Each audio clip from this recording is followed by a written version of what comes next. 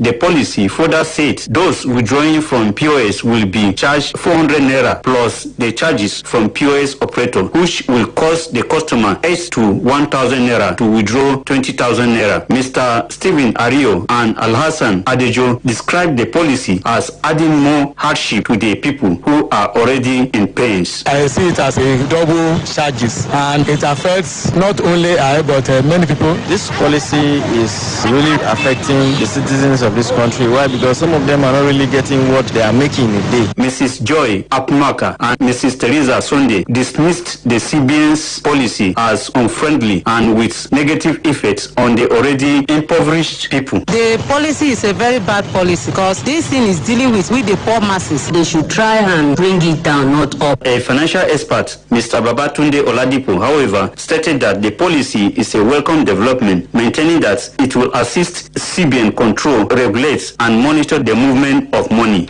That deduction will push people away from cash, and then that will automatically save the CBN from spending so much money on cash, printing, transportation, redesign. So what that costs is to direct people from cash to transfers. Mr. Oladipo noted that the policy will steer the country on the path to fully operationalize the cashless policy. In Lafia, Samuel Musa, Radio Nigeria. Meanwhile, Nigerians have been reacting to the development. It's ridiculous, honestly. We are just waiting for more surprises to come. That is Nigeria for you. It's not a good development. A lot of people are managing to survive. Now you are adding 100 naira to every 20,000 withdrawn from other ATMs. It's not good. You can see that everywhere prices are going up, things are changing. Well, what do we do? It's not fair that somebody would work and at the end of the day you want to withdraw your own money and then you get charged for withdrawing your own money. Nigerians there on the CBN policy on ATM withdrawal. And so we have on the line a political economist, Mr. Olaniko Adefolari, to shed more light on the new policy and its implications. Good morning, Mr. Adefolari.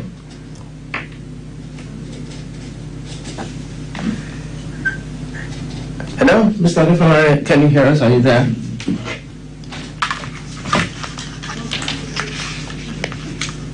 Hello? All right. Yes, Mr. Adefolari, good morning. Good morning. Now, like you must have heard, the new CBN policy on cash withdrawal says customers using ATM cards of other banks will be charged 100 naira for every 20,000 naira withdrawal and up to 1,000 naira from POS. Do you think these charges are too much? Basically, financial digitalization has become something that's very countries across the world are embracing. But it also comes with its bodies, and what are the bodies? The bodies is the cost implication of engaging in financial transactions to dance process. Like Nigerians have a very cashless policy. So for me, it is more or less because of the cost implication of maintaining network services as well as ensuring that the server that provide these financial services are well obtained. Is why this cost is coming. But on the ordinary Nigerians, this cost is on a bit high. But we also need to look at the other benefit that comes with it. Talking about thereby before now, these charges are not just new. They have been there before. I remember a middle past CBN governor that had issues that we're currently having court issues was one that brought down the price. The charges that we are paying for transactions to the ATM from 100 naira to 5 naira some years. The particular charges was also there about 6 months ago, take the window and took it up. So the only challenge that we are having because of the other charges that will be paying, they are not using your bank.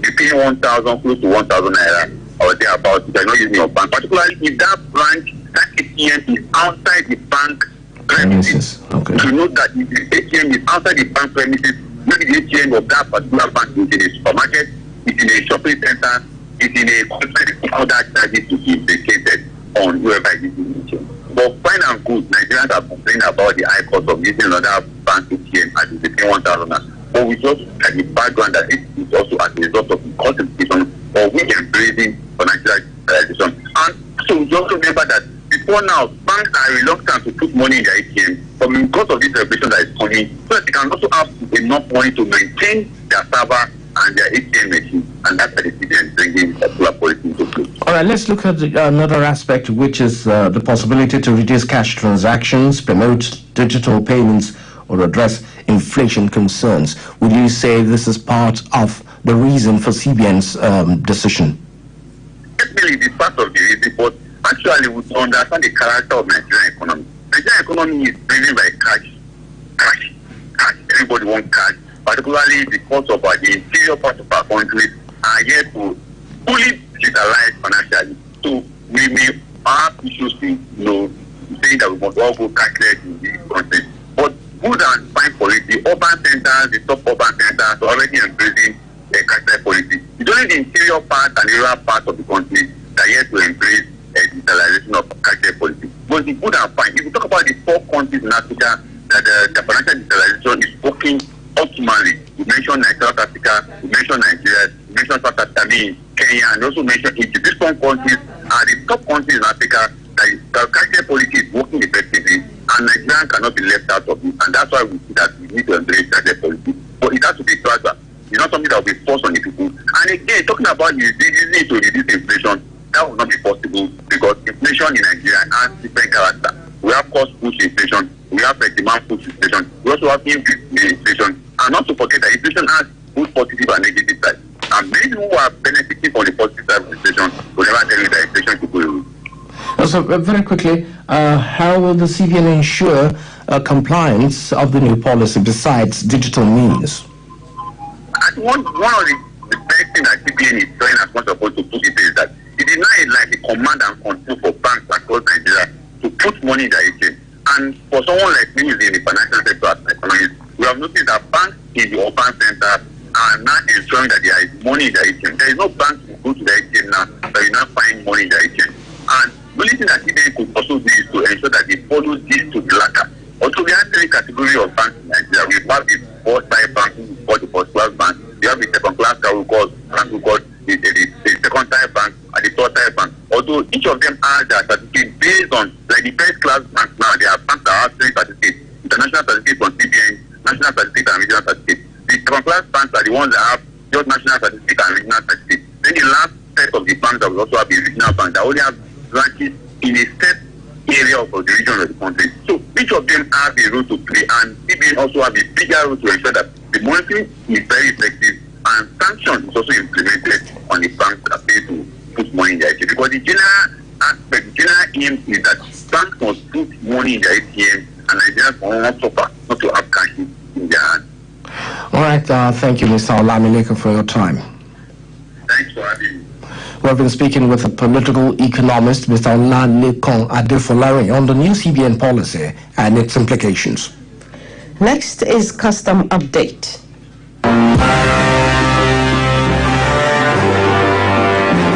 Hello, and welcome to Customs News Update, where we give you the weekly activities of the Nigeria Customs Service.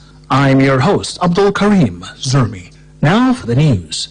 Comptroller General of Customs, Bashir Adewale Adeni, met with National Security Advisor Malam Nuhu Ribadu on 6 March 2025, emphasizing the Nigeria Customs Service's use of geospatial technology to boost border security. Adeni highlighted its role in combating smuggling and facilitating trade. Ribadu praised the NCS's modernization efforts, pledging support for interagency collaboration and intelligence sharing. Next, Comptroller General of Customs Bashir Adewale Adeni received the Sun Newspaper Public Service Award on 1st March 2025, recognizing his leadership and the NCS's contributions to national development.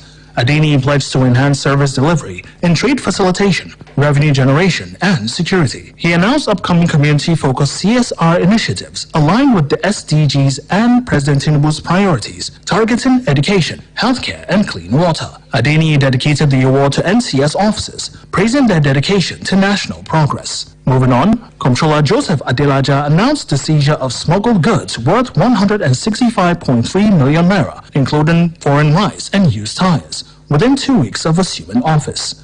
The command also generated 2.04 billion naira in revenue from 1st to 27th February 2025, crediting officer diligence and technology. Adelaja pledged to intensify anti-smuggling efforts and support local industries. Moving on, Comptroller Joseph Adelaja of the Oyo Osun Area Command called for stronger collaboration between the NCS and EFCC during a visit to EFCC's zonal office in Ibadan on 27 February 2025. He emphasized joint efforts to tackle smuggling, money laundering, and illegal wildlife trafficking. EFCC Zonal Director Hawa Ringim pledged support for intelligence sharing and joint operations. Both agencies committed to sustaining their partnership to safeguard Nigeria's economic stability. Next, Comptroller Moniya Bewaji of the Ondo Ekiti Area Command hosted Brigadier General Justin Ifeanyi, commander of the 32nd Artillery Brigade, on 25th February 2025.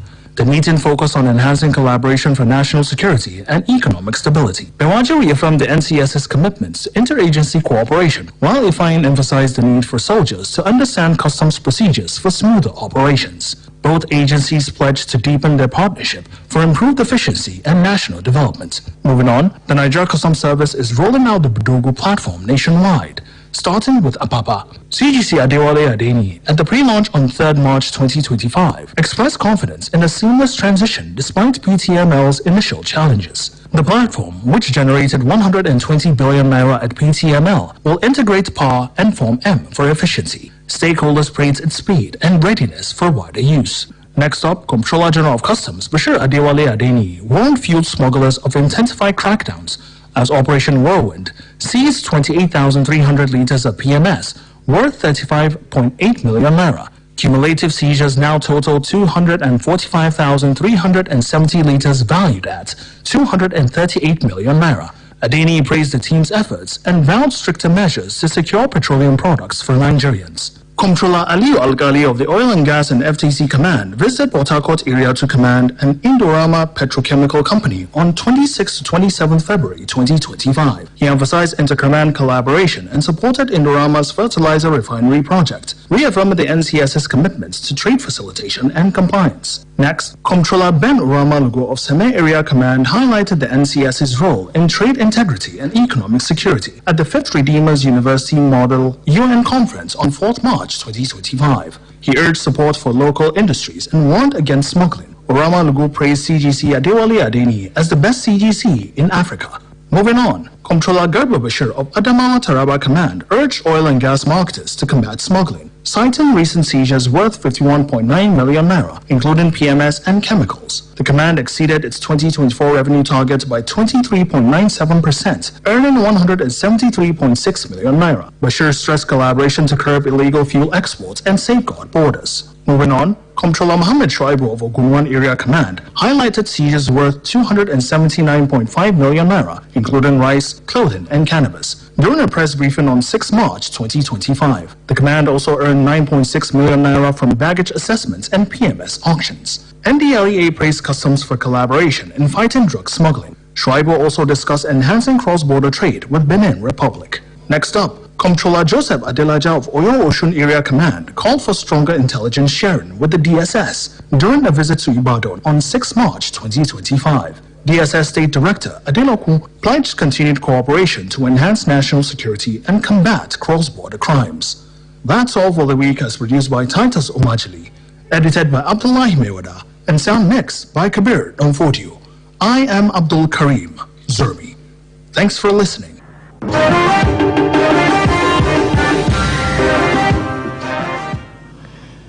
It's now 7:30. You're listening to the news on the network service of Radio Nigeria. In the headlines, River State Governor to meet with Amefule-led House of Assembly today. Correspondent examined effects of CBN ATM policy on Nigerians. Still to come, actions to contain consequences of flooding in focus. And group wants government to address economic challenges in the country. Plus sports, the commentary, cyberscope, newspaper headlines, and weather report. Please stay with us. Radio Nigeria, uplifting the people and uniting the nation. Health is in our hands. We all have a part to play. It's time to get informed. Take care from the start. Did you know HIV/AIDS, syphilis and hepatitis are preventable, treatable, and no longer a death sentence? Knowledge is power. You can live a productive and good life. Test, treat, and get the help you need. HIV can be managed with treatments. Syphilis is curable with antibiotics, and hepatitis can be prevented with a vaccine. Regular testing is key to staying safe. Together, we can stop the spread of HIV/AIDS, syphilis, and hepatitis. Prevention is key. Get tested today. HIV/AIDS is not a death sentence. Awareness saves lives. Visit the nearest public health facility today. This message is from the First Lady of the Federal Republic of Nigeria, Senator Oluremi Tinubu, CON. Radio Nigeria, uplifting the people and uniting the nation. Thanks for staying with us. A cross-section of Benin residents in Edo State have appealed to the state government and relevant stakeholders to, as a matter of urgency, address numerous challenges facing public primary and secondary schools in the state to enhance teaching and learning. They made the appeal while reacting to the state of some public primary and secondary schools in the state. Fortune Onyem brings details.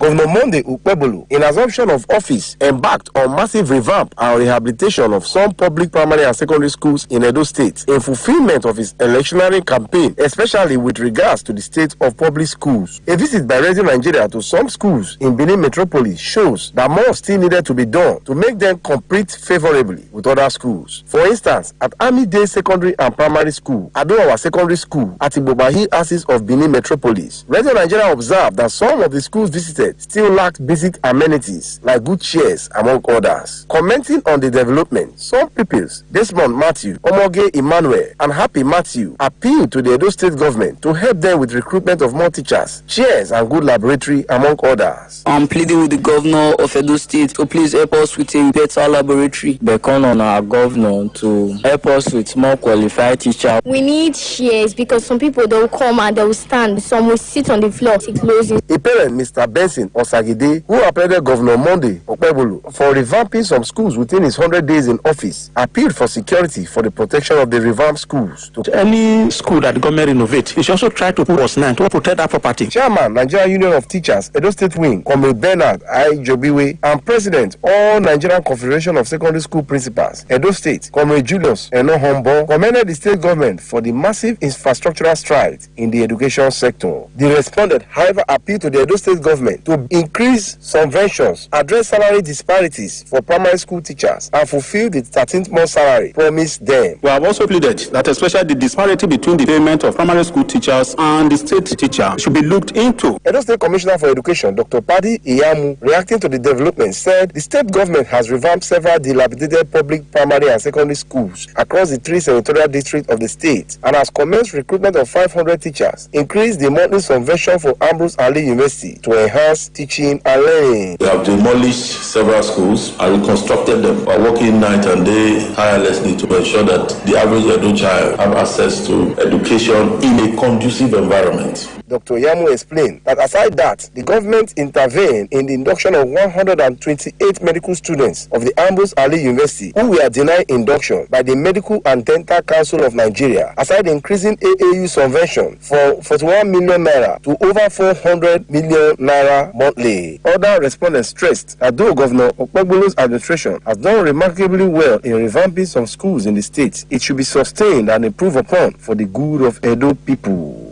In Benin, Fortune Onyem, Radio Nigeria. A coalition of civil society groups for peace, security, good governance, equity and justice, and the media practitioners for development have commended the Senate for upholding its standing orders and saving the rules from being eroded. A statement in Abuja by coordinators of the group, Comrade James Okoronko and Mr. Johnson Eze, urged the opposition not to politicize the suspension of Senator Natasha Akpoti, as she was suspended for violating the standing orders of the Senate. They stressed that all over the world, parliamentarians are bound by rules, noting that members of the U.S. Congress and British Parliament, for instance, cannot flout parliamentary rules. The group noted that as a lawmaker, it is obligatory and mandatory for the suspended Kogi Central Senator to abide by the rules of the Senate. The sound of thunder and lightning, which indicates the coming of abundance of rainfall, is never a pleasant sound to those living under leaking roofs. This situation is also applicable with those living in flood-prone areas across the country, Lagos State and neighboring Ogun State inclusive, as the atmospheric condition signaling the coming of the rainy season has kept them in a state of worry. In this report, Innocent Honor X-rays some of the actions required by some stakeholders to contain the devastating effects of flooding in Lagos State and across the nation this year. Ideally, the onset of the rainy season should be an exciting moment, given the fact that rainfall plays a significant role in food production and it provides a soothing atmospheric condition after the dry season, which is usually characterized by hot weather conditions. But for a country like Nigeria, where there have been incidences of heavy rainfall leading to loss of lives and property and displacement of people from their homes, the coming of the rainy season is often welcomed with mixed feelings and sometimes dreaded by some people, as expressed by some residents. If the rain falls, because it will not pass through the gutter, now cover the road. Bridges are not well constructed. We live in a floodplain, but that is immaterial. We put adequate infrastructure. At times we are using canoe inside the community. We need help from federal government. Most residents relocated from their houses. School children were unable to come to school. Going by public opinion, the first major rain in the year witnessed in Lagos and other states in southwest on the 22nd of February was a litmus test to the vulnerability of some areas to flooding, especially in Lagos, where many roads on the island and some on the mainland were submerged in water. This sad development has ignited fear in the hearts of some Lagosians, particularly those in the over 20 flood-prone communities who are still counting their losses as a result of the more than 10 hours downpour that occurred last year and the release of water from the Oyon Dam, which destroyed their property. However, going by steps being taken by the Lagos State government, it has set some proactive and decisive actions in place to avert a repeat of such dangerous flooding this year. For example, as the 2025 rainy season approaches, the Lagos State government had launched what is referred to as a one-on-one sensitization advocacy campaign across selected areas, particularly in markets and streets, to discourage people against indiscriminate dumping of refuse, which has been identified as a major contributor to flooding in the state. The Lagos State Commissioner for Environment and Water Resources, Mr. Tokunbo Wahab, who led the campaign train to several places, including Oyibo Market, vowed to continue the ongoing exercise of demolishing illegal structures on recognized floodplains across the state. People that know better, Lagosians, conniving with some other individuals, chose to obliterate the back of the natural stream, and water must always find its level. Hence, our decision to be very firm and decisive. They are tough decisions, and tough decisions must be made as leaders. The nation witnessed one of its worst floodings in 2022, as specified by the data presented by the National Bureau of Statistics. The data indicates that the flood displaced over 1.4 million people, killed over 630 people, and injured more than 2,400 people, with 82,035 houses reportedly damaged and 332,327 hectares submerged. The Nigerian Meteorological Agency (NIMET), which reported that the rains this year would commence fully from the end of this month of March, warned that government and the people must plan ahead by clearing drainage channels and relocate settlers in flood-prone areas to safe locations if need be. The head of the Central Focus Office of NIMET, Oshodi Lagos, Mr. Wasiu Ibrahim, said any delay could be dangerous as flash floods could occur at any moment, even before the rainy season fully sets in. Preparation is the main thing for us to enjoy the rainy season. One of it is to make sure that the gutters, the waterways are clear for free flow of water. Government by now should be able to clear the gutters, let them start evacuating people from floodplain areas. Mr. Wasiu said averting flooding disasters is everyone's responsibility. Therefore, all stakeholders must work together and ensure that what needs to be done is done in good time and professionally to avert flooding. In Lagos, Innocent Honor, Radio Nigeria. An NGO, Wura Hope Women Initiative, has urged the federal government to create awareness and empower women to enable them participate actively in politics. The executive director of the NGO, Mr. Yusuf Rashid, made the call on Radio Nigeria Network program, which focused on empowering the Nigerian girl child and women. Mr. Rashid stressed that women could only make meaningful impact politically when they are actively come to that stage where the citizens themselves will see it as a priority on every leader that if we have to with the law that says the woman must be included. Another guest on the program, a renowned rights advocate, Ms. Enedi, emphasized the need for the implementation of relevant policies on women empowerment. We should be able to offset this historic debt to get to where the level of productivity and the good name that Nigeria deserves. There should be deliberate effort of you to have a deeper understanding of women issues. It's not yet late. Look for how you can get the visa, make the visa processes a bit easier so that many people can go and get knowledge, understand how others are doing. It is amazing what other countries are doing. A caller into the program, Mr. Tony from Abuja, asked that women be given 50% representation and equal right at all levels. Women asking for 50% representation. We're not satisfied. When it comes to voting, it's dominated by women. When it comes to representation, then even appointing and electing, you are neglected. It's not there. 50% for men, 50% for women. Another caller, Njuma Darideri from Bida, Niger, is on its empowerment program for women. The Catholic Bishops' Conference of Nigeria, CBCN, has raised concerns over the alarming security crisis and economic hardships in the country and called on the government to take urgent action to address these pressing issues. At the opening ceremony of the first plenary meeting of the group in Abuja, the President, Archbishop Lucius Ugoji, expressed worry over the rising wave of violence and the deteriorating economic conditions that had left millions of Nigerians struggling to survive. Archbishop Ugoji condemned the worsening security situation and pointed out that the growing activities of Boko Haram, bandits and other armed groups across the country, as well as the alarming rise in kidnappings, particularly those targeting religious figures. On the economic front, the Archbishop, who noted that the widespread hardship worsened by skyrocketing inflation and declining purchasing power, cited World Bank data, which revealed that 129 million Nigerians now live below the poverty line, while the National Bureau of Statistics report food inflation at nearly 40%. A renowned Islamic scholar, Sheikh Abdul Rahman Ahmed, has called on Islamic organizations to take poverty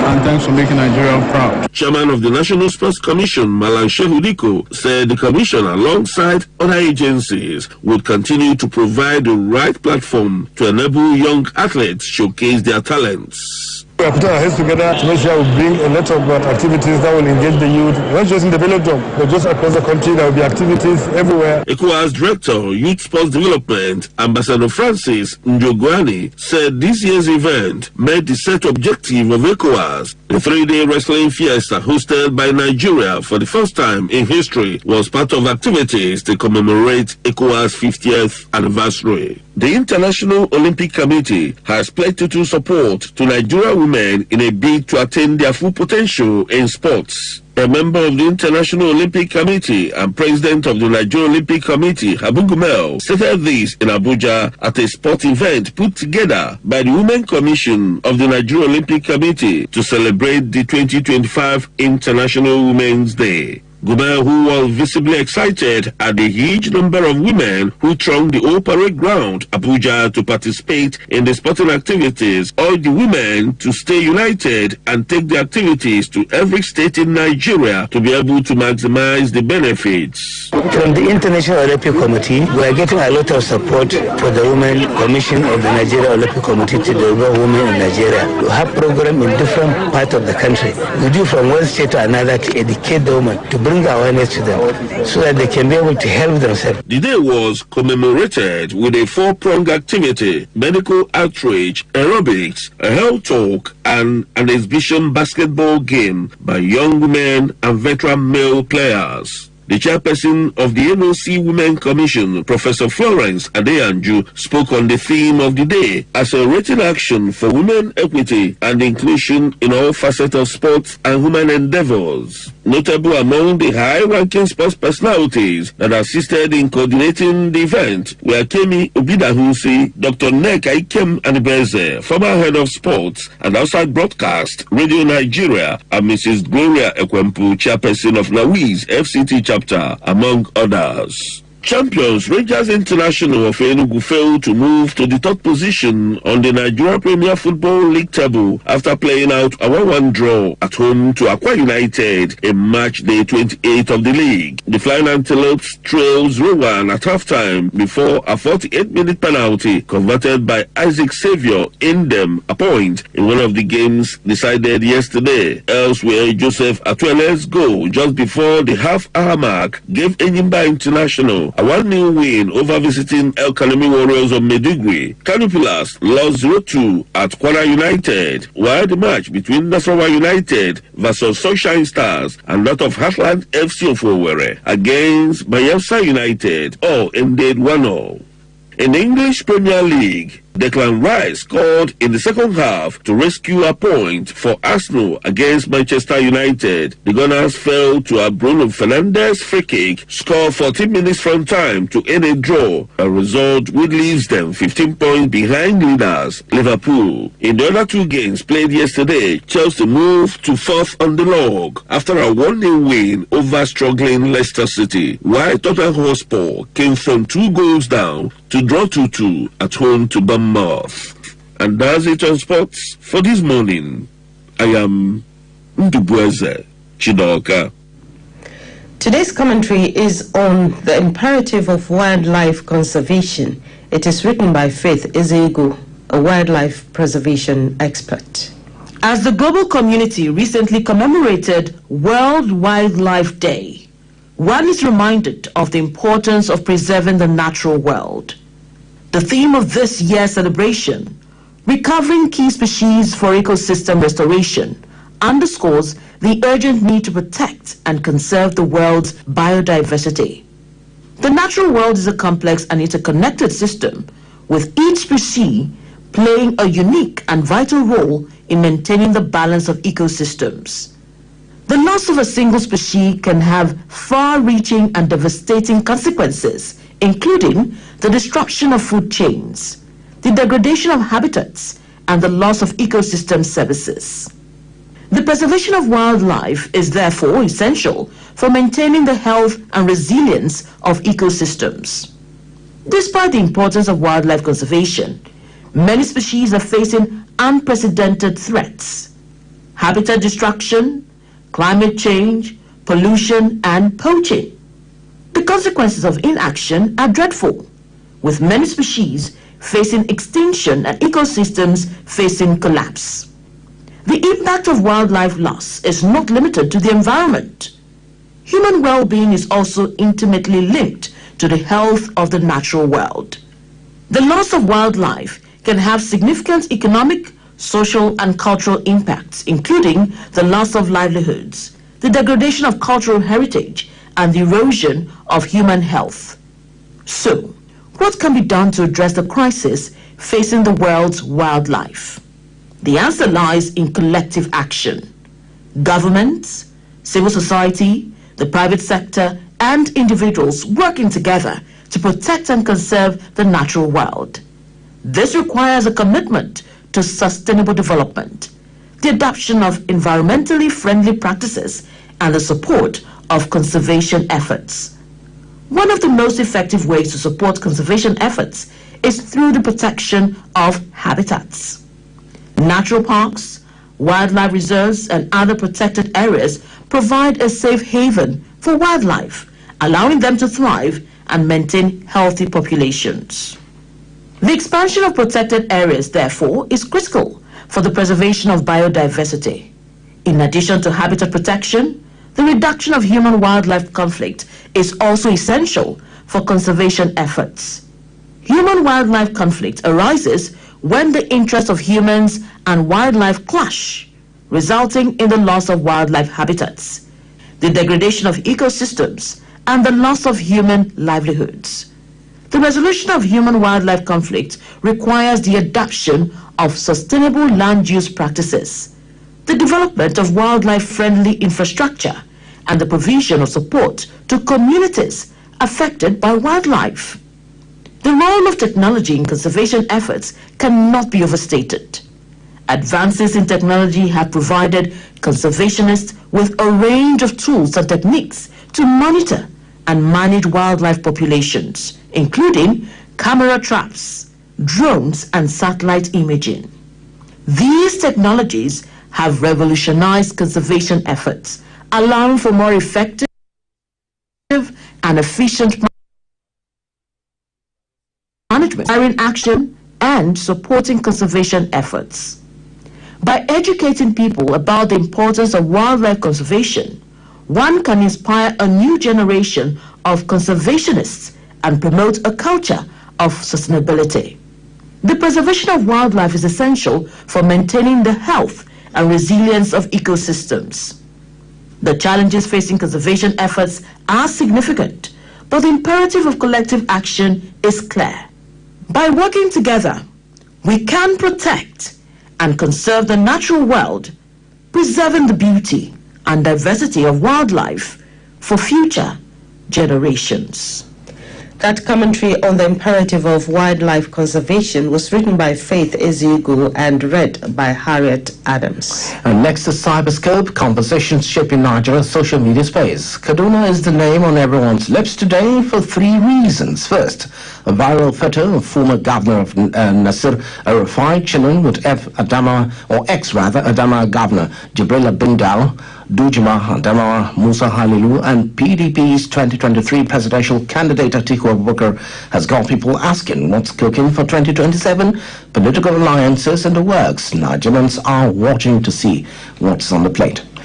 Meanwhile, Kaduna Governor Obasani is getting major props for scrapping the tax clearance requirement for scholarships, a huge win for students from low-income backgrounds. Social media is loving this move. But it's not all good news. A chilling warning is making rounds about the Kaduna-Zaria highway. One Amina Rabiu took to X to share how she narrowly escaped a kidnap attempt near a fueling station. Her post is spreading like wildfires. Nigerians sound the alarm. If you're traveling that route, stay alert and don't stop unnecessarily. Now let's talk about the political drama. Bukola Saraki versus Gatwel Akpabio. Saraki is calling Akpabio out for playing cheap politics and not taking Natasha Akpoti-Uduaghan's sexual harassment allegations seriously. His message: handle this with the seriousness it deserves. And just like that, the conversation is back in full swing. And of course, that's it on Cyberscope Update.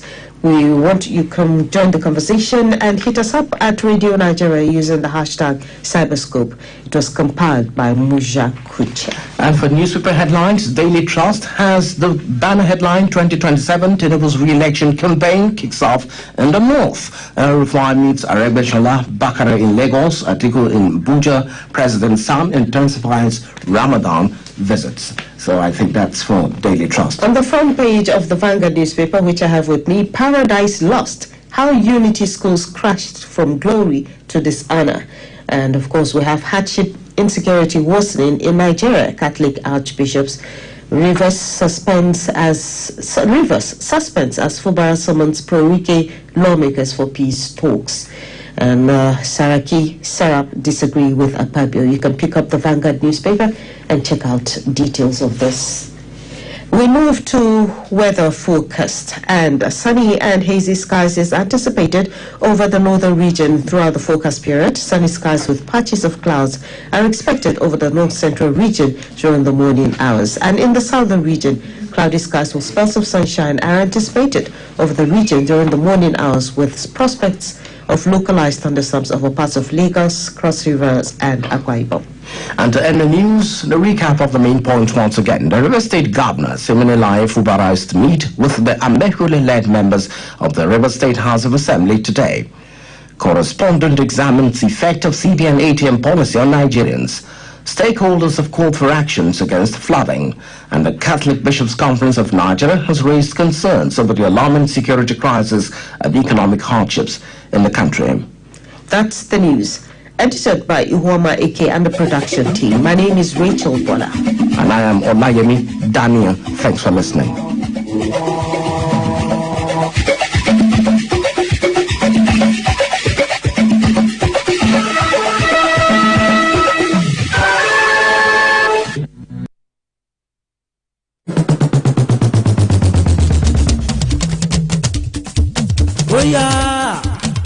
ẹ̀yin tèmi ẹ má gbé kúrò ohun yẹn nìyẹn ṣe ń gbọ́ mi Lámi Michael tó ń wí pé amúlùdùn làwọn fẹ́ máa gbọ́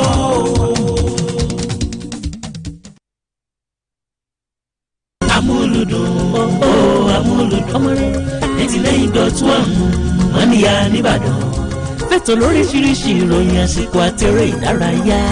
Bàbá mi padà Amuludun 99.1 táwọn yọ. Ó táwọn yọ. 99.1 ó táwọn yọ. Ẹlẹ́rọ tó mi jìjì 99.1 Amuludun ni àti táwọn yọ.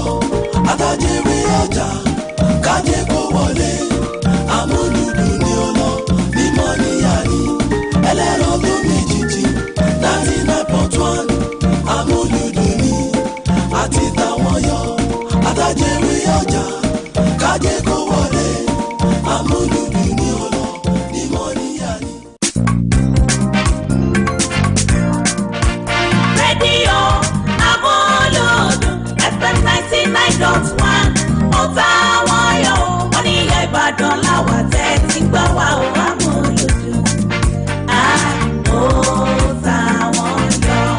Amuludun FM 99.1.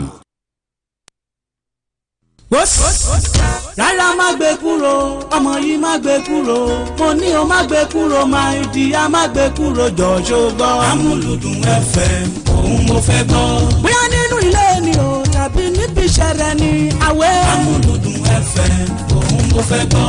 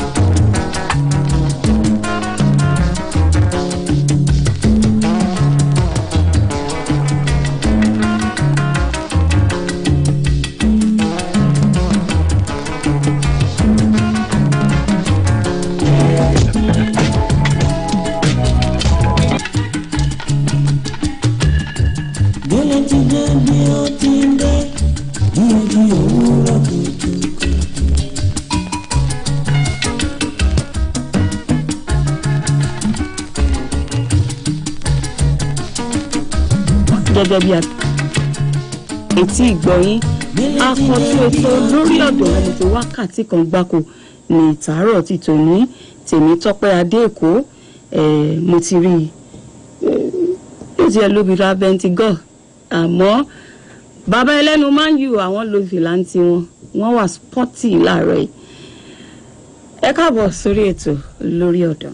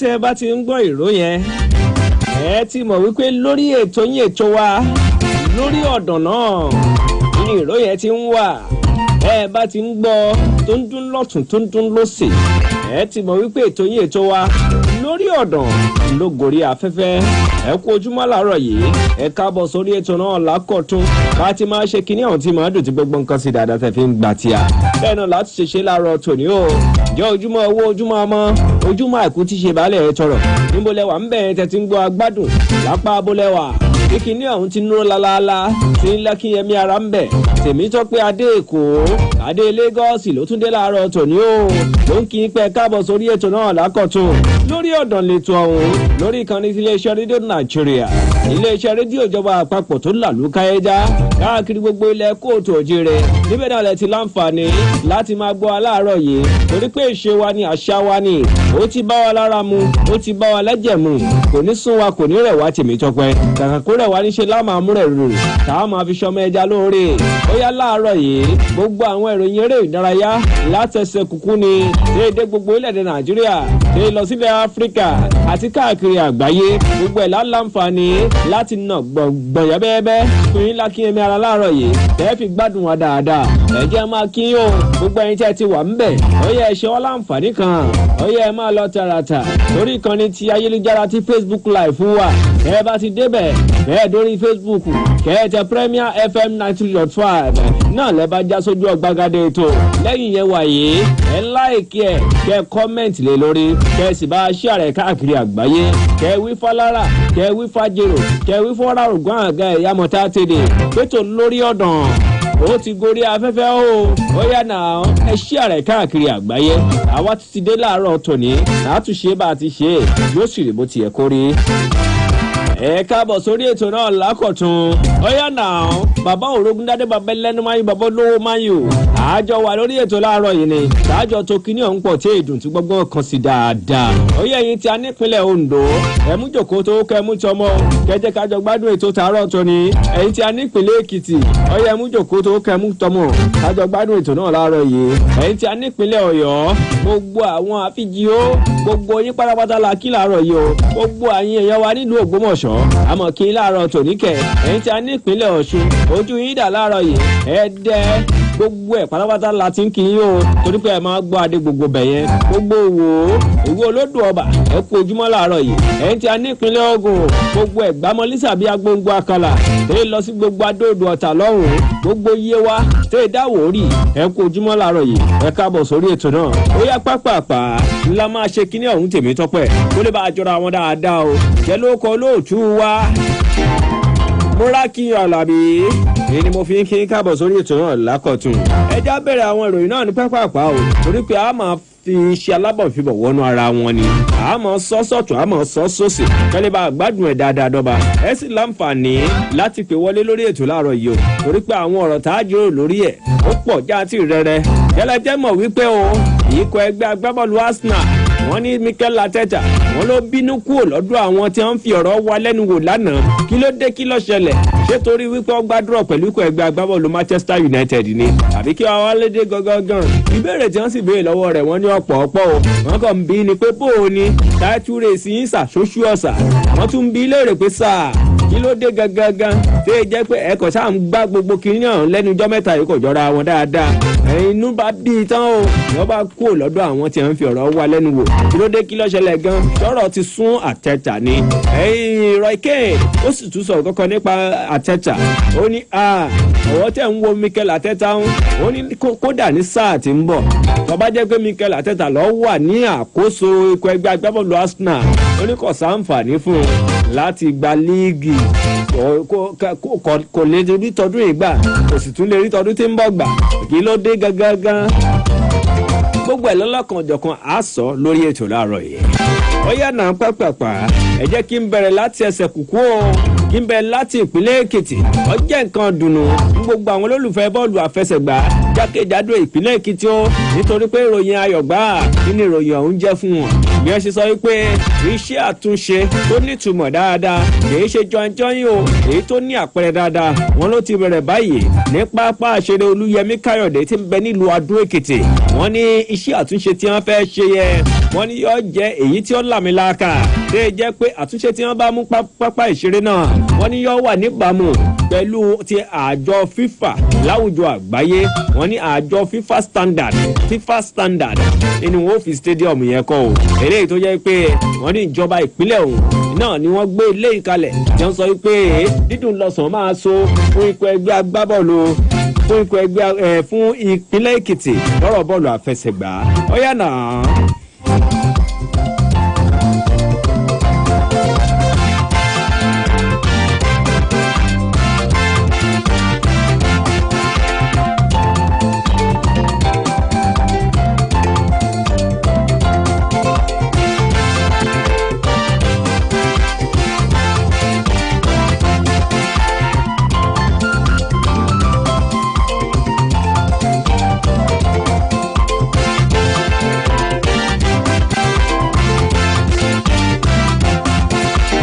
àwọn ìfigagbága wáyé lánàá nínú ìdíje ti NPFL lórílẹ̀‐èdè nàìjíríà ìdíje líìgì lábẹ́lé lórílẹ̀‐èdè wa nàìjíríà àwọn ẹ̀kọ́ ẹgbẹ́ agbábọ́ọ̀lù wọ́n fi nǹkan ṣera wọn lọ́kọ̀ọ̀kan ẹ̀jẹ̀jì kódà lọ́jọ́ sátidé náà àwọn ìfigagbága náà wáyé o ikọ̀ ẹgbẹ́ agbábọ́ọ̀lù Shooting Stars wọ́n fìdí ẹ̀mí ńgbà wọn lọ sókè ìta kí ló ṣẹlẹ̀ láti nǹkan bíi oṣù kínní ọdún yìí báyìí kò tí ì fi bẹ́ẹ̀ ṣojú mímu fún ikọ̀ ẹgbẹ́ agbábọ́ọ̀lù Shooting Stars a sì ń bá wọn gbà ládùú àtẹlẹ̀ wípé kí nǹkan ó dùn fún wọn nítorí pé bóyá kí wọ́n tẹ̀lé wọ top 4 tí gbogbo òpin sáà tí wọ́n fi parí tí wọ́n fi lọ continental ṣùgbọ́n kẹ̀kẹ́ máa wò ó ibi tọ́rọ̀ Shooting Stars yóò dé Modúpẹ́ Látúbọ̀sún ìyàwó Messi àwọn náà ti wà nílé agodo pẹ̀lú wa láàárọ̀ yìí yóò sáré gbọ̀n sí wa lára pápápá nípò gbogbo àwọn ìròyìn lọ́lọ́kan òjọ̀kan eré tó wáyé nínú ìdíje ti líìgì lábẹ́lé lórílẹ̀‐èdè wa nàìjíríà mo ká tó lọ sápá àti bẹ́yẹ ẹ jẹ́ kí n tún já yín sí ìròyìn eléyìí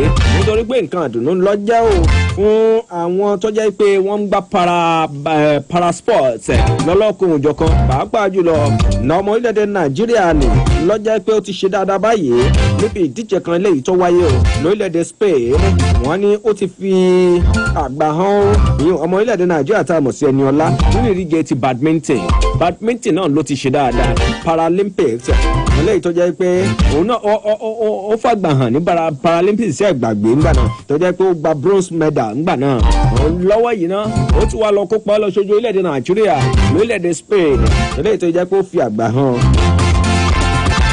wọ́n fàgbà hàn tó sì jẹ́ wípé lẹ́yìn ọ̀rẹ́yìn ó tún ti gba góòlù ẹ̀ báyìí o ọmọ orílẹ̀-èdè nàìjíríà náà ni Ẹniọlá ni mò ń sọ yìí eléyìí tó ń gba badminton fún orílẹ̀-èdè nàìjíríà látàpá àti bẹ̀rẹ̀ pápápá orí àkókò wa ẹ̀yà jẹ́ kí n pe Modúpẹ́ Látúbọ̀sún wọlé ìyàwó Messi ó sáré bú agbó pápápá bí àwọn ìfigagbága lọ́lọ́kan òjọ̀kan bó ti lọ ṣiṣẹ́ tẹ̀lé lópin ọ̀sẹ̀ nínú ìdíje ti NPFL bó ní nǹkan Modúpẹ́ Látúbọ̀sún. dáadáa ni atọ́kùn dáadáa ló wà nù àbí dáadáa náà ni ọmọ wà nù àbí. ẹ̀yin olólùfẹ́ wa ní gbogbo bí tẹ́ ti ń gbọ́ wa a kú ojúmọ́ a kú ọ̀sẹ̀ tuntun ọmọ yín náà ni Modúpẹ́ Látúbọ̀sún ìyàwó Messi nípa ti NPFL tí ó wáyé ní òpin ọ̀sẹ̀. Katsina United fàgbà àwọn Shooting Stars àmì ayò kan sí òdo Rivers United fìyà jẹ Niger Tornadoes àmì ayò kan sí òdo Bende Insurance gbẹyẹ lọ́wọ́ Remo Stars àmì ayò 2-1 Lobby Stars gbélé jìyà lọ́wọ́ Ìkòròdú City àmì ayò kan sí òdo Plateau United fàgbà àwọn Abia Warriors àmì ayò kan sí òdo Kwara United fi lákùlàkù ìyà jẹ Kano Pillars àmì ayò 2-0 ni Èyínbà fìyà jẹ Academy Warriors pẹ̀lú àmì ayò kan sí òdo Nasarawa United pẹ̀lú Sunshine Stars ọ̀mì ayò kọ̀ọ̀kan ni wọ́n gbá Enugu Rangers pẹ̀lú Akwa United ọ̀mì ayò kọ̀ọ̀kan náà ni wọ́n gbá pẹ̀lú nígbàtí Atlant pẹ̀lú Bayelsa náà wọ́n gbá àmì ayò kọ̀ọ̀kan. tó ikọ̀ ẹgbẹ́ agbábọ̀ Shooting Stars wọ́n fìdí rẹmi gbà wọ́n lọ sílé àwọn Katsina àmì ayò kan sódò ní ìfigagbága yẹn lọ́mọdé. ẹ jẹ́ kí n lo àǹfààní yẹn láti pé bàbá òrùn Gbadébọlé bàbá ẹlẹ́nu máa ń bàbá olówó máa yù lẹ́yìn yẹn a máa wá pẹ̀ kẹ́ni gbogbo àwọn ìròyìn náà lọ́lọ́kọ̀ọ̀kan ẹ̀jẹ̀jẹ̀ eléyìí tí ọjọ́ pé ó ti wà níwájú wa ń bí láàárọ̀ yìí. bàbá bó o ní nǹkan ẹ kú ojúmọ́ sà bó o ní nǹkan ẹ kú máàṣì àná ní ká kí yín ẹ kú máàṣì àná yín kí wọn ò ní kí yín pé ẹ kú oríire àná o wọn ṣáà kí yín pé ẹ kú máàṣì àná ẹ sọ̀rọ̀ mo ti hàn ní máìkì yín ẹ dá sọ̀rọ̀ yìí. mo ti hàn ní máìkì yín àbí kí mọ́ tún kú yín ṣé kí mọ́ kì í pé ẹkú náà ṣe àná. ọlọ́run bá ń kí ọ o ṣé o ṣé dáadáa lají. tó bá jẹ́ àwọn Arsenal ni n ó kí wọn náà. ẹ̀ẹ́dẹ̀ odò bí. ẹ̀ẹ́dẹ́dùn àdúgbò. ẹ káàárọ̀ gbogbo ayé ẹ káàárọ̀ gbogbo ẹ̀yin èèyàn mo kìlọ̀ pé mo kìlọ̀ pé kíkì mi bẹ̀rẹ̀ láti iléeṣẹ́ gbogbo ọ̀gá lọ́gàá níléeṣẹ́ rédíò Nàìjíríà lórí bàbá wa zonal director mo kí ka Dominic dẹ́ka sport ìyá ògìdán títí dẹ́nu olóró ni mo kí gbogbo ẹ̀yin GMC wa ṣé n kí agbájí. ẹ ṣe wá ní èmi rẹ̀ àjọjà lánàá ni mo à ń béèrè ṣé mi ò ṣàyídá. kí lẹ wá sí lánàá náà tí wàá ń jó. ọ̀dà mo kí agbájí. kí ni tẹ́ ẹ ṣe lánàá. mo kí gbogbo ẹ̀yin ti Paramount l'Abẹ́òkúta ẹ̀yin ti Gold níléṣà Progress àti Positive ẹ̀ káàárọ̀ o mo dẹ̀ kí yín ní àsábàárí ẹkú ojúmọ́. ṣé bí ọ̀tẹ̀ wá gbá lánàá yẹn báyìí náà wá ní nǹkan ìdùnnú fún yín ṣé ó ní nǹkan ìdùnnú fún yín láì tẹ wá ń wúgẹ̀. tẹ wá ká mi mọ́ lé tí wọ́n tó mú mi lọ ní. ẹ wá ń wúgẹ̀ bọ̀ lórí ètò láàárọ̀ yìí pé àgbẹ̀ ní sẹ̀sẹ̀ lọ̀gá ni ńgbà wá bá mi ń lé ọ̀nà mi nílé tiẹ̀ ọ̀nà mi nílé tó á mọ́ mi lọ lọ́dọ̀ mi ní àná. ṣe yín wá jẹ́ dùnnú fún yín. ẹ bá tiẹ̀ kó dùn gbé yẹn lọ kì í ṣe bí tóbi ṣe wọ́n. ẹ jẹ́ káàtẹ̀ tó lọ sílẹ̀ òkèèrè náà ẹ jẹ́ á wo àwọn ìfigagbága tó wáyé láàrin NPFL ní òpin ọ̀sẹ̀ òun gẹ́gẹ́ bí mo dúpẹ́ látúbọ̀sùn bó ti kà lọ́kọ̀ọ̀kan ẹ̀jẹ̀jú. pàápàá jùlọ ká sọ̀rọ̀ nípa ikọ̀ ẹgbẹ́ agbábọ́ọ̀lù Shooting Stars lọ́wọ́ tí a wà yìí ní ìsìn kò sú ọ̀mọ́ kí n mọ̀ sọ pé ó sú ọ̀ kò sú ọ̀mọ́ fún Shooting Stars pé wọ́n lọ Continental wọ́n lọ ó sú ọ̀fẹ́ yìí. bẹ́ẹ̀ ni wọ́n lọ ṣé ẹ mọ̀ pé mo ti sọ fún pé wọ́n lè Barika Katsina bọ̀ ó dàbí wọ́n tún lọ lọ́dọ̀ akwa kìnínní ní ìwé náà ni wọ́n tún padà lọ ní Sunday tó ń bọ̀ wọ́n lè Barika rẹ̀ náà ṣùgbọ́n lẹ́yìn yẹn kò sí ìdíwọ́ kankan mọ́. nígbà wọn bá Barika méjèèjì wọn Barika ọ̀kan wọn ò tún Barika yìí ti ń bọ̀ àwọn tí wọ́n wà lẹ́yìn wọn lórí tábìlì wọ́n yín wọ́n wà lanúlẹ̀ báyìí wọ́n máa wọ̀. kò sí wọ́n ní tí wọ́n lè ní kò sí draw tí wọ́n lè ní tí ó dàbí pé Shooting Star tó bá gbéra tẹ̀sán rẹ̀ bá gbéra kò ní dàbí pé kó bá wọn kó tó yà wọ́n lẹ̀ ó ti wà lákọọ́lẹ̀. ẹ ṣe yín tí ò gbéra láti January báyìí. fi January lọ́rùn lẹ̀ ibi February ti kọjá máàcì láwa yìí ẹ jẹ́ àtúnwọ̀n àfojú wo ti ń bọ̀ ní April débi pé oòrùn tó sì kù lókè yìí yóò sì tó aṣọ gbẹ ni mo ṣe ń fi confidence yẹn wà. sórí ẹni tọ́lọ́ bá ń bẹ lẹ́yìn rẹ̀ ó yàtọ̀ o má máa fi mí wé ara tiẹ̀ mọ́tọ́ dàbí èpè ọmọ fẹ́ múra láti fi èèyàn ṣẹ̀ṣẹ̀. ṣé ń yẹ bẹ́ẹ̀ ní ìsìn. ọ̀sẹ̀ sí kọ́ni léyìn bí ibi ọ̀rọ̀ bá wà ọlọ́run ló ṣe ọlọ́run òdodo ni. ibi ọ̀rọ̀ bá wà yà á sọ sí. àní bí sọmọ pé apá ni mo ní wọn lọ. ìgbà tí wọ́n lọ sí Katsina ní ọjọ́ Friday tí wọ́n gbéra lọ́jọ́ Thursday ojú èlò ń gò lọ ẹjẹ́ tó bá wọn dúpẹ́ tí wọ́n bá lọ go 3 tí wọ́n go 4 nǹkan. ṣé ìrìn àjò yẹn ni káwò ní almost more than 12 hours láti Ìbàdàn lọ sí Katsina. wọ́n débẹ̀ ní alẹ́ ẹjọ́ yẹn oorun wákàtí mélòó ni wọ́n sùn tílẹ̀ fi mọ́. training ṣe é ṣe láàárọ̀ ọwọ́ láti ẹnì tí wọ́n lè ṣe ń rọ̀lẹ́ ni a ṣe kó tó rí pé wọ́n bọ́ sórí pápá bóun lè ṣe fẹ́ kí rìsọ́ọ̀tì orí. eré sísá 90 minutes lórí pápá báwa sábà o kò sí ní ta fẹ́ fi pọ́n èyí tó gbàwẹ̀ ń bẹ nù wọn. now ní tẹ̀lé ọ̀rọ̀ tẹ sọ ohun ni mo tún fẹ́ sọ̀lì lórí mo dúpẹ́ mọ́ gbọ́ o now ẹ̀ ń sọ̀rọ̀ pé wọ́n gbá máàcì kan ìwé ni wọ́n padà wá gbá draw àbí wọ́n padà wá gbá wúnì àwọn ẹgbẹ́ agbábọ́ọ̀lù bíi 2 3 tí ń bẹ lẹ́yìn wọn ní ìsìn ẹ̀ máa gbọ́ o ẹgbẹ́ agbábọ́ọ̀lù Rangers International Kano Pillars ń àwọn ni wọ́n lù wọ́n Katsina lù wọ́n Kano Pillars Bende Insurance ń bẹ́ẹ̀ Eyimba ń bẹ́ẹ̀ ṣé wọ́n rí àwọn mẹ́rin sí wọn kan 41 41 42 42 Shooting 43 kí ni ń bẹ láàrin wọn tó yẹ pé tí èyí bá ṣe pé Ọlọ́run gan ló sì yọ Shooting bí wọ́n wà ní ìsìn bóyá nọ́mbà 7 ni wọ́n bá wà. ó dà so o fẹ́ gbọ́ àní bó ti wù kó ríṣẹ́ tí wọ́n bá mú bọ̀ ní Abia kò dí wa lọ́wọ́ ká má lọ sí Continental gbogbo nǹkan tí mo mú dá ẹ lójú nìyẹn lẹ́yìn tá a bá kúrò ní Abia tọ́lọ́ ń bá kẹwàá tá a bá tó náà wọ́n kọ́ bá dẹ̀ náà wọ́n tá a mú dúró bọ̀ bá ṣe bí mẹ́ta náà ni wọ́n ní draw or lose náà ni àní tá a rí ká mú bọ̀ ní Abia kò di alọ́wọ́ á lọ sí Continental. ọ̀dà ẹ̀yin lẹ́ ń sọ báyìí o. kódà òkú bọ́sẹ̀ gan wí tọ́jẹ́ akọ́nimọ̀ọ́gbà Shooting Stars àwọn ọmọ gan sọ bẹ́ẹ̀ gan pàápàá ṣùgbọ́n gbogbo sọ̀pọ́tà gan sọ bẹ́ẹ̀ kágbé lórí òótọ́ ọ̀rọ̀ ṣé géèmù Shooting ṣé ò yí padà ní tí wọ́n gbá ní December kan ni wọ́n gbá yìí. ṣe bí gbogbo àjọ bẹ̀rẹ̀ bọ́ọ̀lù yìí náà ní tẹ́lẹ̀tẹ́lẹ̀. kí lẹ́bù àrùn Shooting Stars yìí nígbà tá a bẹ̀rẹ̀ náà ní match 1 to 6 or 7 a máa ṣe pé wọ́n ṣe dáadáa ni ìgbòyà ni wọ́n gbéra tí wọ́n píìkì àwẹ̀ ló dé Ramadan tí ń bẹ́ ń ta lọ́fà tó bá ṣe pé bọ́yọ̀ fẹ́ gbódòdó ọ̀rọ̀. sáwẹ̀ ti dé láti January. aláwẹ̀ ti dé ní ìsìn ló jẹ́ kí ẹ má rí rìsọ́ọ̀tì tó dàbí. àrí rìsọ́ọ̀tì yẹn dáadáa náà láti January mọ̀ ń sọ yìí. alẹ́ rí dáadáa lẹ́yìn tí akwata bá dé ẹ rí. ọ̀dà ajá kọ́lẹ̀ ká máa bọ̀. tẹ́ ẹ̀ bá rí rìsọ́ọ̀tì tó gidi ẹ fọlọ́pàá mú Modúpẹ́ Ọlátúbọ̀sún ẹ fọṣọ yamala. ṣé òun náà wájà fún un. onímẹ̀jẹ̀rì ọ̀rọ̀ ẹni tó pè á sórí ètò gan ó mọ̀ ọdún èèyàn tí mo jẹ́ ìmí parọ́ èyí owó lẹ́yìn ọmọ ìgbẹ́ mi parọ́ bọ́lọ̀ sí. ẹjẹ́ àtẹ̀síwájú ẹ̀yẹ́ ká lọ wò ó àwọn ìfigagbága tó wáyé ní òpin ọ̀sẹ̀ nílẹ̀ Gẹ̀ẹ́sì ká mú un láti bẹ̀rẹ̀ náà lẹ́yìn yẹn a máa lọ sí orílẹ̀-èdè Italy ikọ̀ ẹgbẹ́ agbábọ́ọ̀lù Atalanta ó sì àjẹ́ ikọ̀ ẹgbẹ́ agbábọ́ọ̀lù Juventus lópin ọ̀sẹ̀ ọmọ wa Adémọ́lá Lookman ó sì tún ṣe bí ti máa ń ṣe á lọ sápá bẹ̀rẹ̀ náà ṣùgbọ́n ká tó débẹ̀ jẹ́ kí a sáré bóyin pápákọ̀ àwọn ìfigagbága tó wáyé lópin ọ̀sẹ̀ nínú ìdíje ti English Premier League lára rẹ̀ láti rí ikọ̀ ẹgbẹ́ agbábọ́ọ̀lù Nottingham Forest tí wọ́n fìyà jẹ ikọ̀ ẹgbẹ́ agbábọ́ọ̀lù Man City pẹ̀lú àmì ayò kan sódò 1-0 nílé Nottingham bàbá. inú mi dùn bó ṣe rí yẹn ṣe rí ìgbà tí òjò ń payọ̀ tínú òrì ń dùn ìgbà tó rùn wá dé tíyọ̀ bẹ̀rẹ̀ ayọ̀ tiẹ̀ orí bẹ̀rẹ̀ ẹkún tiẹ̀ Ọlọ́run má jẹ́ àrẹ́kún. Ọlọ́run má jẹ́ àrẹ́kún. ìgbà Man City ń tàbí elégbé tí wọ́n ń na gbogbo èèyàn nínú ilé wọn ta ni ó dàbí pé wọ́n pè. àsìkò tí wọ́n náà dé nìyẹn ni mo fi ń pé mo bá Nottingham lọ. ebi ẹ̀kọ́ ẹlẹ́kọ̀ ní ẹ̀gbá ẹlẹ́gbà gbogbo àwọn ọmọ tí Man U kọ̀ lẹ̀ Chelsea kọ̀ lẹ̀ Liverpool àti Tottenham ebi ni Espirito kó jọ ní Nottingham Forest ọ̀la ìná nìkan ni regular kiri wọn láti bí ọdún 3 àbí 4. ṣé ń yeye bẹ́ẹ̀ ní ìsìn mo gbà fún kóòtù yẹn torí orí bá pẹ́ńlẹ̀ yóò dire. ẹ wá dúró yà tí kóòtù yìí jẹ ní England kó tó di kó lọ sí Saudi Arabia torí ẹnìkan ṣoṣo ló tún fi bínú ní àbí ilé ìbínú fi ṣẹlẹ̀ ní Saudi Arabia wọ́n pe ọmọ yẹn ní Benzema ọmọ tí management tí wọ́n rà ẹ wá fẹ́ gbé lé kóòtù lórí ẹ lẹ́yìn yóò fẹ́ rẹ̀ ju kóòtù lọ kóòtù dẹ̀ wò pé gbogbo bóun ṣe ń ṣiṣẹ́ tó ní ẹ lè bóun dá sí ó fi ṣẹlẹ̀ ó wá gbaṣẹ́ padà ìgbà tí ó wàá gbaṣẹ́ àwọn bottom table club ló lọ gbà yẹn Nottingham Forest ó wà nípò kẹta báyìí o kò sí ní tó lè di lọ́wọ́ kó má lọ sí champion wọ́n rọ̀ ọmọ sí 51 points ní Nottingham Forest. tẹ́lẹ̀ ni mò ń rò pé wọ́n gbá ààyè ilẹ̀ fáwọn kan tí ń bọ̀ wá lù. ṣùgbọ́n tí wàá dá má bọ̀ nbẹ́ o. kí ni tó ń bọ̀ wá ṣe.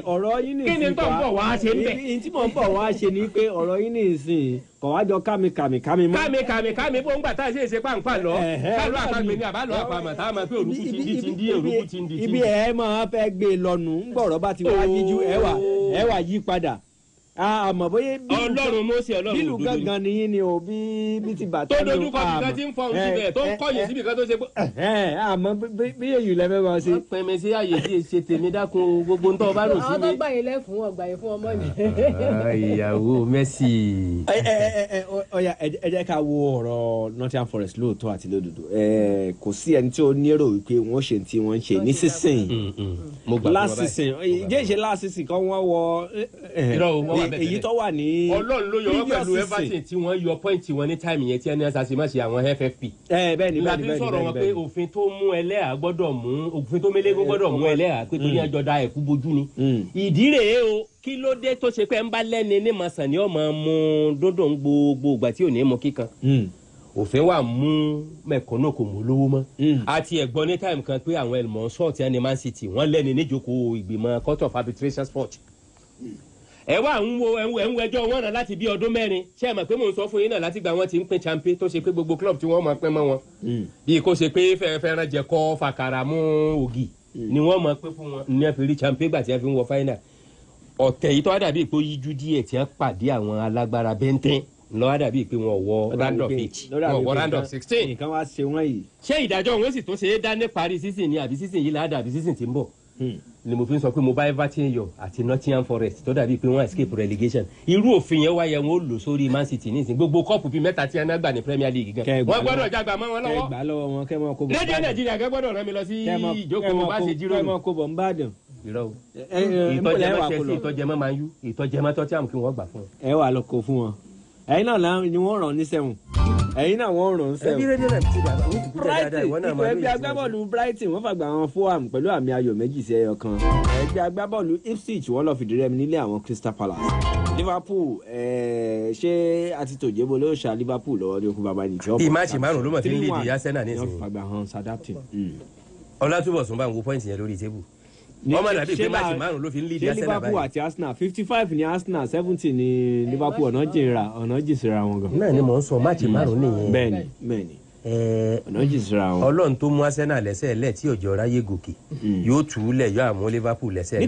ní tẹ̀lé ní ìsìn tabaniaka Arsenal ó ti miss like 15 points. náà ni máàcì márùn ngbẹ ní 70 ní Liverpool wa ṣebí mi ni mo béèrè lọ́wọ́ yín mo ti ṣírò rẹ̀. bẹ́ẹ̀ni. mo fi àṣà àdúrà kọ́ lọ́run tó mú Arsenal lẹ̀ ní tó mú ọ lẹ́sẹ̀ lẹ̀ tí ọ̀jẹ̀ wọn ó gòkè yóò tu ọ lẹ́sẹ̀ lẹ̀ yóò jẹ́ wọn ó gòkè nísìnyí àmọ́ Liverpool lẹ̀. oríṣiríṣi tó dé bá Arsenal àti gbogbo àwọn players fi ní injury rẹpẹtẹ yẹn tí a tún ẹsẹ̀ wá hùn àti pé striker náà tán kó bá Arsenal torí tí ò bá sáàyè pé striker ní first half ló ti yẹ ibi ọ̀rọ̀ striker yẹn gan ni mò ń lọ. mo tẹ̀lé pé mi ti dé máàcì Arsenal ṣùgbọ́n ẹ̀jẹ̀ akú sọ náà ní ìsìn. wọ́n béèrè lọ́wọ́ Arteta wọ́n ní ṣé bóòlù ọ̀rọ̀ league title race bóòlù ni ó sì rí níbo ni ó ń bọ̀rọ̀ lọ ọgbà yìí ọgbà mọ́ra wọ́n wá béèrè pé ọ̀rọ̀ striker ńkọ́ ṣé kìí ṣe striker ní kóyà jẹ́ ọ́ ó ti bínú kó lọ́dọ̀ àwọn oníròyìn nù. tó bá jẹ́wọ́ náà ó bínú Tọ́pẹ́. torí kíni. ó sì ń pẹ́ torí kíni. inú abimaku a máa dùn ní àbí kí ẹni Tọ́pẹ́ wa ń wí lẹ́nu yìí. ṣe bí béèrè wọn bí. inú abimata yìí sì dùn àbí kí ni tó ń wí yìí. bó jẹ́ mi gan bí mo ṣe ń bọ́ sọ̀rọ̀ bó ṣe ń sọ tó ń ta èmi gan náà la pàápàá bó bá ṣe mo ti fi ra ẹ̀yin náà bínú kò lórí ètò. n gbọ́dọ̀ yájú sí ọ ọmọ ìpín mi sóhun.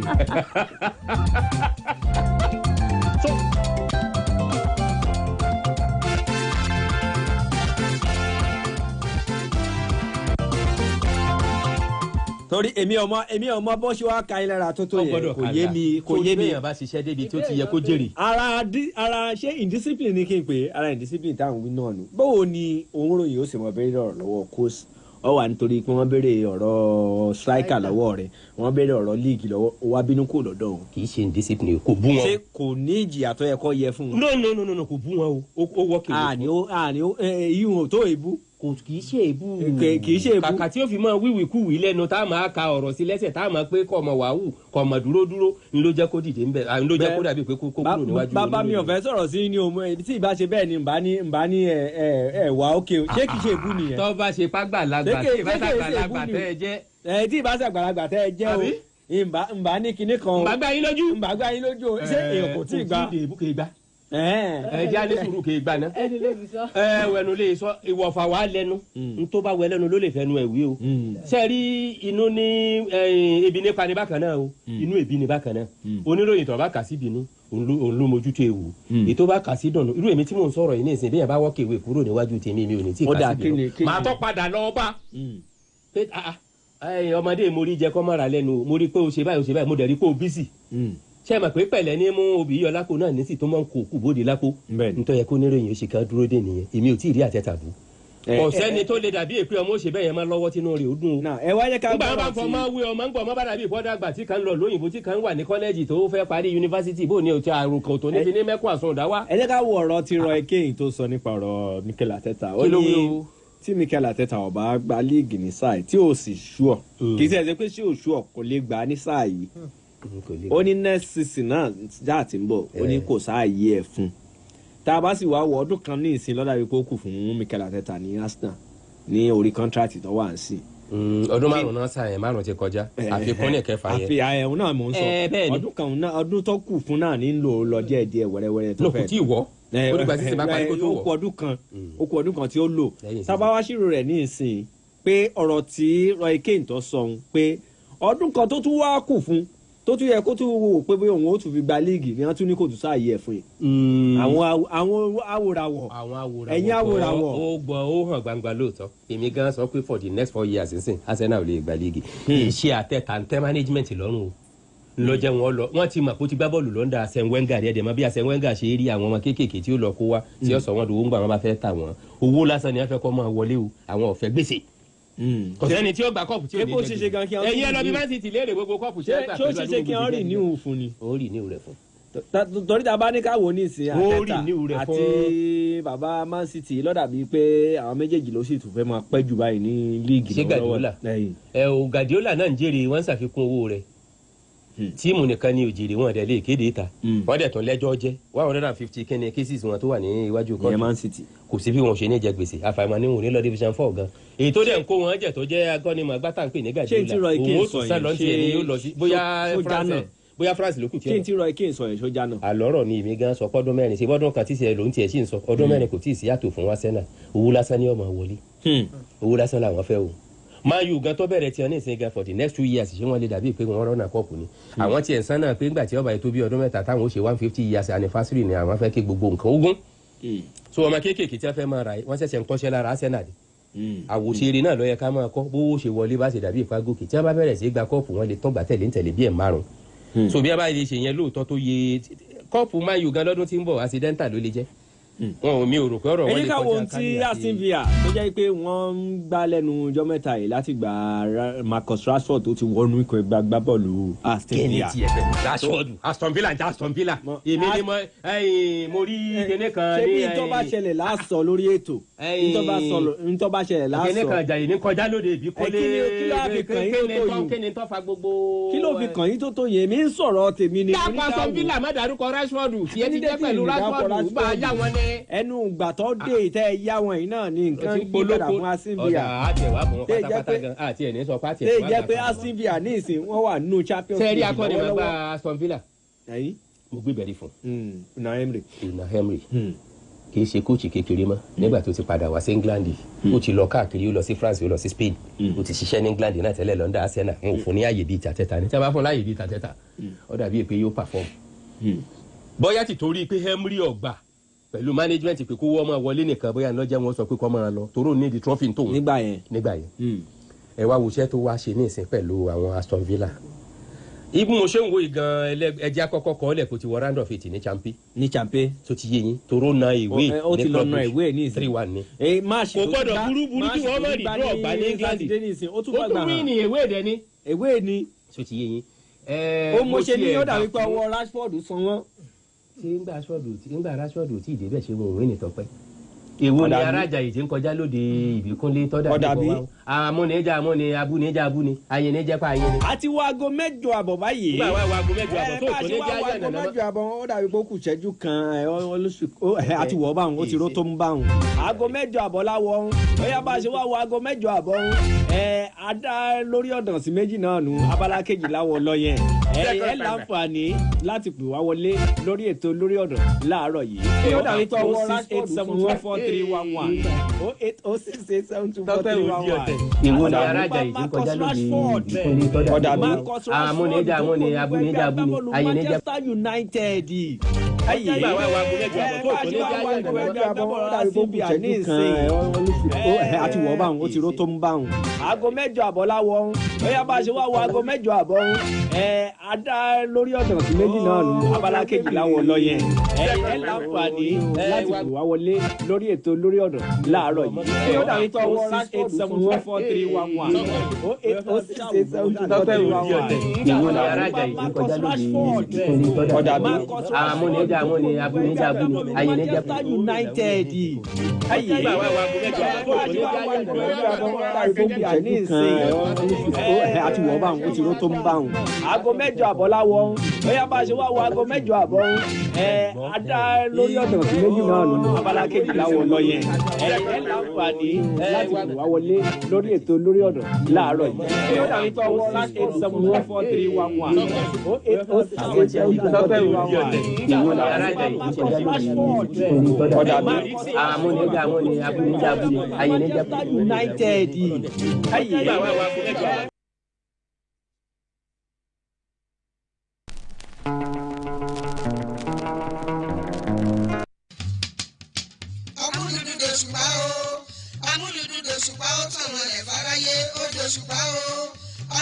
Òṣùpá o iléeṣẹ́ rédíò tó táwọn yọ àwọn àgbà lọ́jọ́ gbogbo 99.1 FM. àtàwọn yọ.